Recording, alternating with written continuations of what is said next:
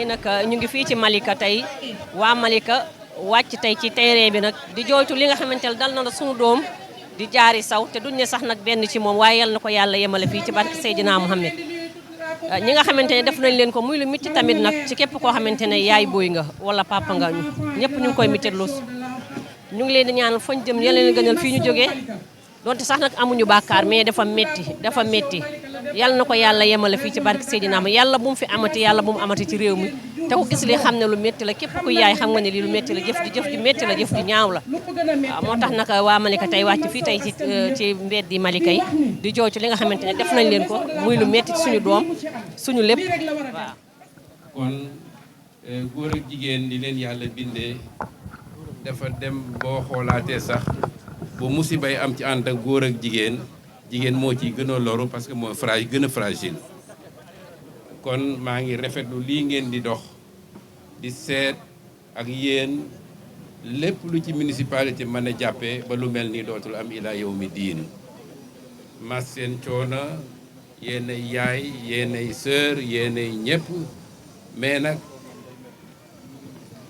libération de la femme c'est pas des déclarations c'est des comportements c'est des attitudes barki démb maa ngi gis les filles à l'école mettez-vous toutes à l'école vous allez vous libérer par l'éducation loolu daal laa amoon leen wax di leen massawu parce que jigéen sœur la yaay la lu dal ci moom bu góor yaakaare ni dalul ci moom dafay nax boppam li dal ci yéen moo dal ci ñun mais tamit dañoo romb ay situation yoo xam ni ñu yaakaar ni foofa la ñu nekk ba léegi am nay jamono boo ñëwee Malika dañ lay may kër may la jabar pour dëkkandoo ak yow léegi nag tout l'espace est occupé par des gens qui sont inconnus alors il faut être vigilant il faut pas ñu nekk fi ñoo xam ni dañuy une société de délation c'est pas bon mais une société qui ne dénonce pas les méfaits c'est une petite société qui va droit au mur bu ñu gisatee lu ñu xamul lu incongru mais nañ ko signaler mais di nëpp yéen ñëpp nag li may wax yéen a ma gën a xam ku nekk am nga copain boo xam ne wala xarit boo xam ne day tux yamba mais kenn du ko dénoncer dañuy nekk ba mu rey nii rek ñu naan fii la ko doon defee mais il faut les dénoncer hein il faut séparer l'ivraie du bon grain et il faut ñu def loolu man loolu rek laa amoon. d'accord ñu lay masawu lii dal sa kaw si ñaari fee yëpp. doomu Malika ak doomu Malika dafa am moi j'ai fait ma petite enquête mais doomu Malika la boo xam ni dafa dem à l'aventure a pris de mauvaises habitudes dellu si fii donc c'est pas doomu Malika kese c'est deux doomu Malika écart am na lu mu yokk ci boppam ba nga xam ni àndul ak yorul culture doomu Malika. Moi, je me souviens très bien quand j'étais jeune enfant, j'ai grandi à Keur Massar su mag ñi den discuter dañ naan woo leen taala laa yeen la du fen c'est-à-dire dañoo jomboon sax a fen mais actuellement c'est des violences gratuites on vous donne un stade un gazon mais quand vous êtes battu dans les règles du sport vous brûlez tout. Ces comportements, ce sont des comportements inadmissibles. Et nous, les politiques, on n'ose pas le dire pour des voies électorales. Il faut revenir à l'orthodoxie sociale. Je donne un exemple pour des gains politiques. Ce matin, on m'a dit qu'on a brûlé la bibliothèque de l'école Samba Kandji. Mais on a rué dans les brancards pour dire oui, le maire. Alors qu'il y a 1 an, on a brûlé, ou bien 6 mois, on a essayé de cambrioler la mairie. Personne ne dit rien. Donc, il n'y a pas de république. Il y a un Sénégal. Les femmes, vous avez les mêmes droits que les hommes. Mais vous n'êtes pas les mêmes. Vous êtes très fragile. Il faut éviter certaines circonstances. En tout cas, on est inséparables. On nous pose, mais on ne nous oppose pas. Mais vous êtes vulnérables. Merci beaucoup. Voilà. Merci. Bonsoir à toutes et à tous. Je me nomme Madame Keita Ndaye Anta Diop, chargée des projets, suivi et évaluation de la Maison de la Femme, Mame Anta Diédiga de Malika.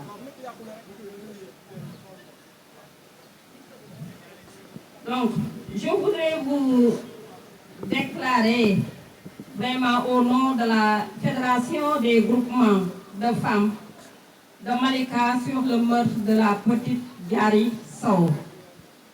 Nous, Fédération des groupements de femmes de Malika, avons appris une tristesse et consternation le meurtre commis sur la petite Diary Sow, âgée de 13 ans.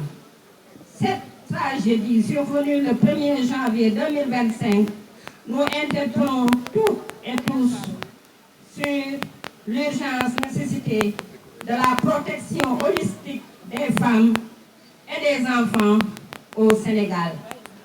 En effet, la persistance des viols, meurtres et violences en général est un sujet préoccupant qui met en lumière des enjeux sociaux, culturels et légaux. Malgré les efforts des organisations de la société civile et du gouvernement, les violences sexuelles restent une triste réalité. Elles sont commises dans les maisons, dans les quartiers, dans les lieux publics. Cette autre et touche toutes les couches de la société, particulièrement les femmes et les filles. Les croyances erronées sur le genre et la dépendance normalise les comportements abusifs. La pauvreté et la dépendance économique peuvent exposer davantage les femmes et les jeunes à des abus. Ces violences engendrent des conséquences dévastatrices sur toute la société, car toute perte en vie humaine est un bras de moins au développement de notre chère nation. Elles sont aussi des impacts psychologiques et physiques sur les victimes telles que la dépression, les troubles du stress post-traumatique et le handicap, mais également les répercussions sur les familles et les communautés, exacerbant les inégalités de genre. Ces violences qui mirent le quotidien des femmes et des enfants ne peuvent plus rester impunies. Ainsi, en tant que citoyennes et citoyens, nous ne pouvons plus garder le silence face à la persistance de ce phénomène. Nous devons donc agir de manière énergique pour combattre ces violences. Face à cette situation, nous dénonçons avec la dernière énergie cet acte ignoble commis sur une petite fille et qui porte atteinte à la dignité humaine. Nous interpellons les autorités sur les nécessités de mettre en place vraiment des stratégies nationales pour assurer la protection des femmes et des enfants. Merci beaucoup et merci à votre attention. Merci. Bamba jërëjëf. di la jaajëfal bu baax lim ñu walideel suñu marche bi tey di nuyu commissaire ndax dox bi su yombee commissaire jàpp nga ci bu baax yow ak say élément di nuyu madame Ba bu baax nag ndax wax dëgg yàlla bii fi amee ba tey mu ngi ñuy gunge di ànd ak ñun di nuyu nag jigéeni Malika di wax rek ne seen taxawaay rafet na man tey damay lott ci wax ci mbir mi ndax dafa dal ci sama bopp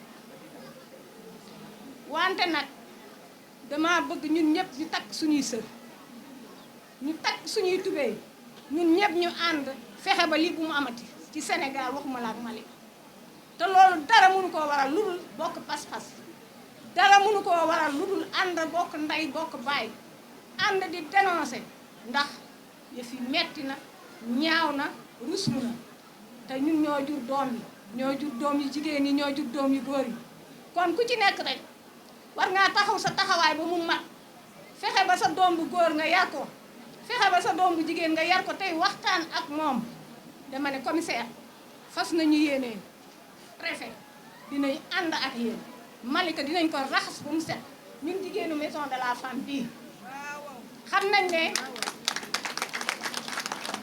naam bii ba ñuy jot autorisation bu guddi na lool mais def nañu seen kéemtalaay kattan ba ñoom ñëpp ñu teew kon préfet ñu ngi lay jaajëfal bu baax journaliste yi ñu ngi leen di jaajëfal bu baax damay wax ne rek jigéen ñi nañu góorgóorlu bu baax fexe ba lii jóge fi ba faw ba faw ba faw ndax dafa doy mitital yi dafa doy ci fànn bu nekk mitital yi dañu fee doy ma ne jigéen ñi de leen dénoncé ku gis loolu waru na gis na nga ko wax ñun ñëpp ñu àndante ngeen baal ma àq xam naa ne sama xol neexul mënuma wax lu bari. Alors je voudrais, après vous avoir salué, vous féliciter pour cette forte mobilisation. Vous féliciter et dire que le 31 décembre dernier, c'est avec beaucoup de tristesse, avec beaucoup de stupéfaction, avec beaucoup de consternation que nous avons appris ce qui s'est passé.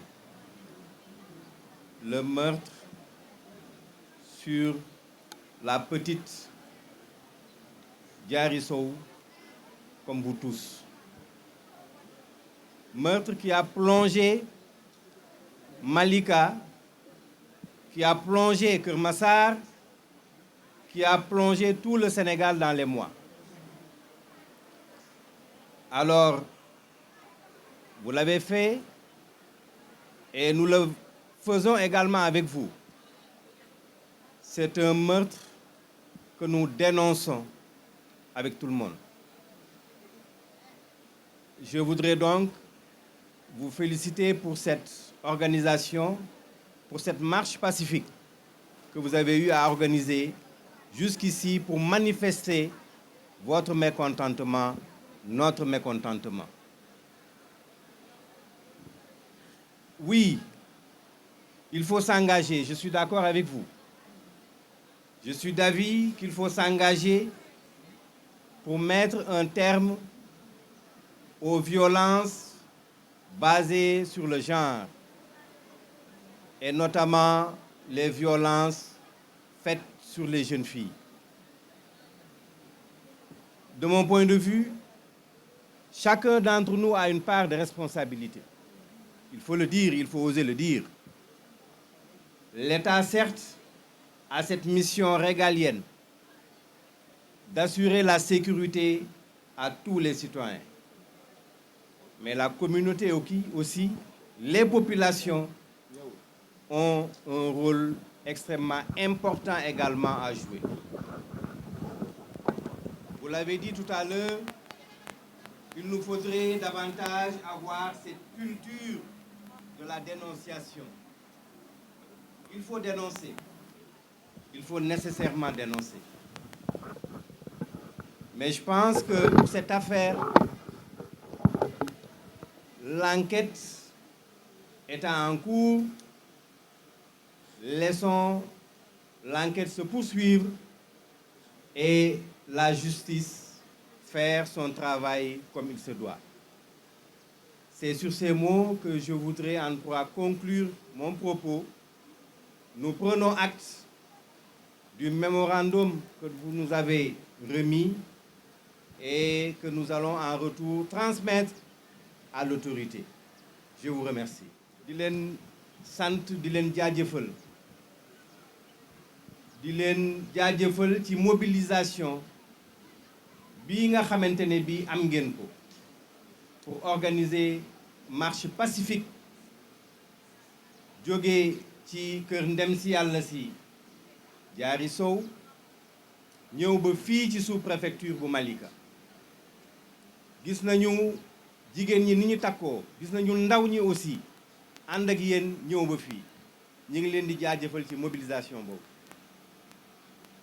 fanweeri fan ak benn ci mois de décembre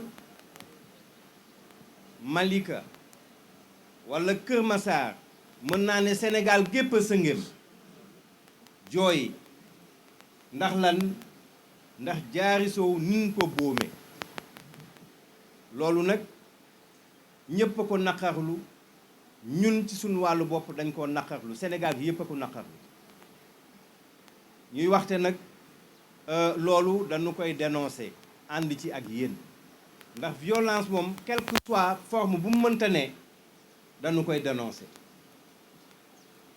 waaye aussi ma ànd ci ak yéen tout à l'heure bi ngeen ne wàllum sécurité ñépp a war a engagé wu loolu dëgg la naam état moo yor kaaraange askan wi fii ci réew mi waaye état kese mënta def lépp ndax derrière chaque sénégalais mënuñu fa def ab police gendarme mbir yi des fois ci sunuy kër lay xew nu koy nëpp-nëppal di ko noppi sànq wax ngeen ko il faut que ñuy dénoncer dénonciation boobu nag dañ cee ànd ak yéen am na ay kuréel yu fi ne muy comité local pour la protection des enfants dañ ciy xeex CDPE yi fi nekk aussi kuréel la yoo xamante ni bi dañ ko mettre en place pour xeex li nga xamante ni bi mooy violence yi ñuy teg jigéen ñi waaye rawatina xale yu jigéen ñi donc nanuy dénoncer li nga xamante ni bii day xew ci sunuy gox waaye ci sunuy kër lii mooy li nga xamante ni bëggoon naa ko wax mémorandum bi ngeen teg sunu loxo bu soobee yàlla kilifa yi danañ ci jot ñu leen di sant di leen gërëm di leen féliciter encore ci mobilisation bi ngeen def tey